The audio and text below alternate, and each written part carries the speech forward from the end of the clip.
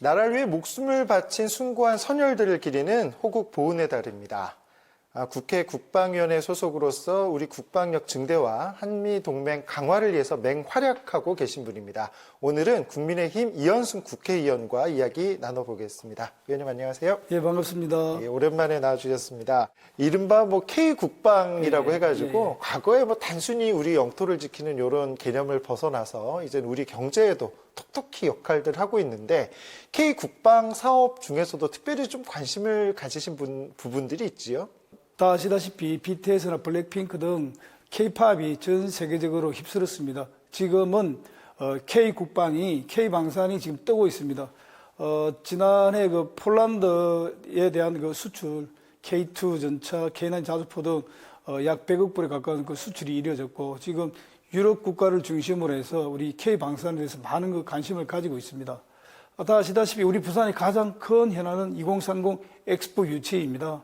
근데 사실 국토위원장보다는 국방위원장이 엑스포 유치 지원 활동을 하는데 엄청난 그 도움이 됐습니다.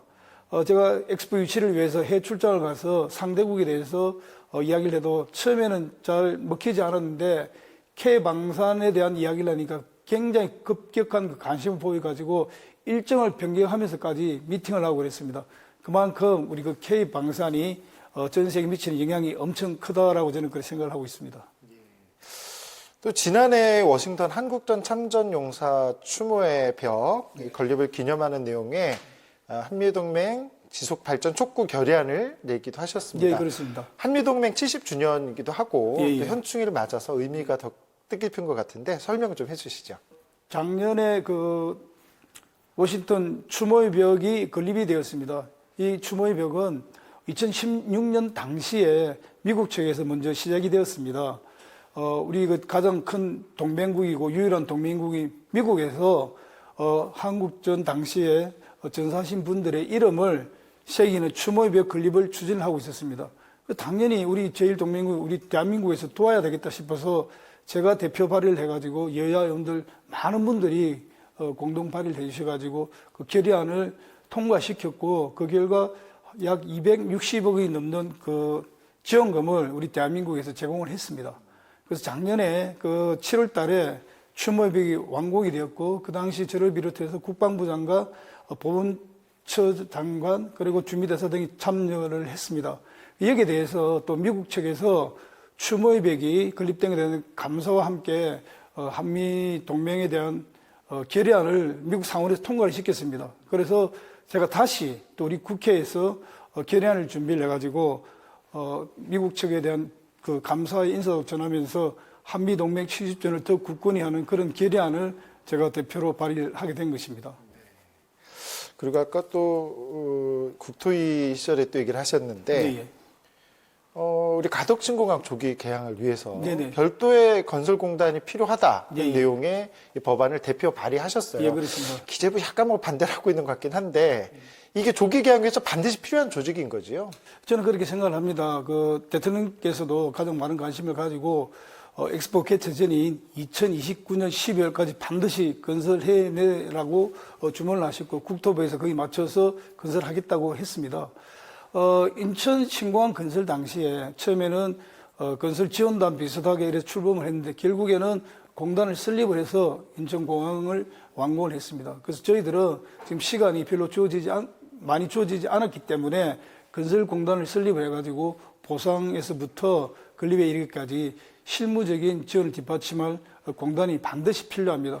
기재부하고도 그 이야기를 좀 많이 나눴습니다. 기재부에서도 예산의 문제 때문에 반대하는 것이 아니다라고 분명히 했고 이 조직이 그 건설공단이 가덕신공항 건설, 조기 건설에 반드시 필요한 조직이라는 것을 저희들 보고 한 번 더 설명을 해달라고 그랬고 그리고 국토교통부에서도 여기에 대해서 용역을 해서 준비 중인 것으로 알고 있습니다.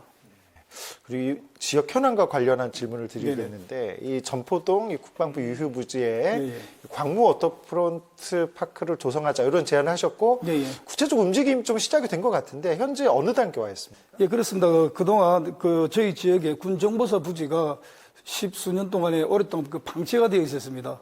그래서 이 부지에다가 당초에는 LH에서 임대주택을 건설하려고 그랬는데 제가 임대주택을 건설하기보다는 우리 주민들을 위한 다른 시설이 좀 필요한 것 같아서 부산시에다가 이 매입을 해서 무슨 사업을 할 겸 내가 제안을 했고 마침 부산시에서는 광무 워터프론트 파크 조성 계획이 있었는데 인근에 마땅한 부지가 없어가지고 진행이 되지 않았던 겁니다. 그래서 지금은 현 단계에서는 부산시와 국방부 간의 매매 계약을 위한 그 준비 단계에 있다라고 이렇게 보시면 될 것 같습니다. 또 다른 뭐 지역 현안인데 네네. 범천기지청 부지 재개발 이게 예, 예. 부산지인 지역뿐만이 아니고 네네. 부산 도심 전체 밑그림을 바꿀 아주 중요한 사업인데 좀 순조롭게 잘 진행이 되고 있습니다. 예, 그 진행이 잘 되고 있습니다. 그 말씀하신 것처럼 그 범천 차량 기지단은 약 100년 가까운 세월 동안에 그 도심 한가운데 자리 잡고 있었습니다. 근데 그 작년 8월인가요? 작년에 어떻게 그 부지를 개발할 것인가에 대한 그 용역이 그 완료를 되었고 건설사라든지 금융, 시행 등등 관계되는 사람들 불러가지고 사업 설명회까지 개최를 했습니다.